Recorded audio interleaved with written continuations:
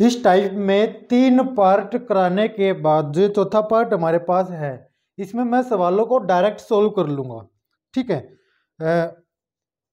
Direct मतलब कि जैसे कि हमें एग्जाम में करना है, हम सीधे ही सवालों को सोल्व कर लेंगे। यहाँ कहता है कि 700 रुपये में किसी वस्तु को बेचने पर एक व्यक्ति को 30% की हानि होती है। 30% की हानि का मतलब उस वस्तु को 70% में बेचा है, 100 में खरीद कर 70 में बेचा है, जो कि 700 के बराबर है।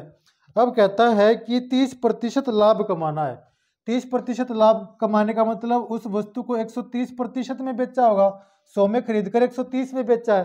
ठीक है, यहां से यहां तक जाएंगे, इस प्रतिशत को हटा देते हैं। ठीक है, ये एग्जाम में लिखने की जरूरत भी नहीं है। अब यहां मैं इसको 10 से गुना करूं तो इसको भी 10 से गुना कर दूंगा, ये मेरा आंसर आ जाएगा। ठीक है, इतने में 700 में बेचे तो 30% का लॉस होता है, 1300 में बेचे तो 30% का फायदा होता है।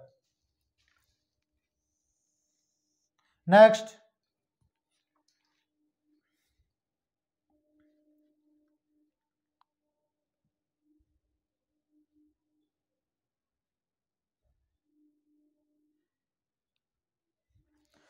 अब यहां पर सवाल में कहता है कि किसी वस्तु को 20% के लाभ पर बेचता है, यदि वह 8 रुपये अधिक में बेचे तो 30% का लाभ होता है।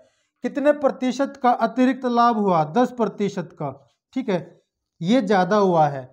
पहले 20% के लाभ पर बेच रहा था, अब 30% के लाभ पर बेच रहा है, उसको बढ़ा दिया। अब ये 10% बढ़ाया है और रियल में ये 8 के बराबर बढ़ा है। ठीक है, तो 10 इसके बराबर है, प्रतिशत को मैं हटा देता हूं।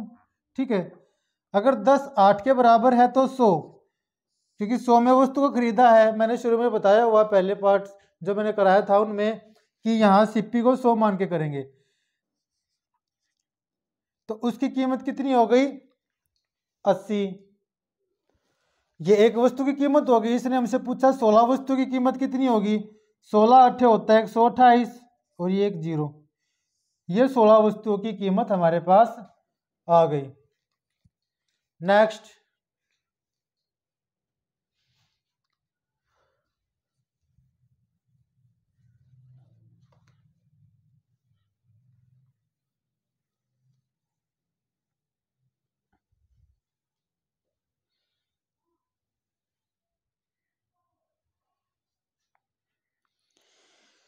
किसी वस्तु को 4% के लाभ पर या 3% के लाभ पर बेचे तो विक्रय मूल्य का अंतर 3 आता है। प्रतिशत में देखें तो ये अंतर 1% है और वैसे है 3।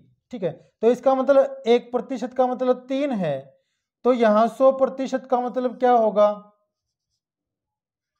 300% को मैं हटा देता हूँ। ठीक है, ये मैंने समझाने के लिए लिखा था, वैसे हमें एग्जाम में लिखने की जरूरत भी नहीं है।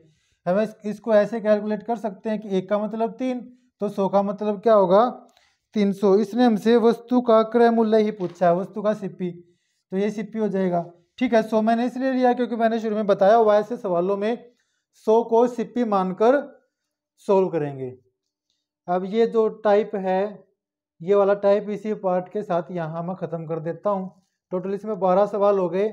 12 के 12 सवाल लगभग एक जैसे ही थे, तो ये आप प्रैक्टिस कर सकते हो कि 12 सवाल जो मैंने कराए हैं, आप अगर पहला पार्ट देख के, दूसरा पार्ट देख के, तीसरे और चौथे पार्ट के जो सवाल हैं उनको बगैर लिखे ही आप उनको सोल्व कर सकते हैं।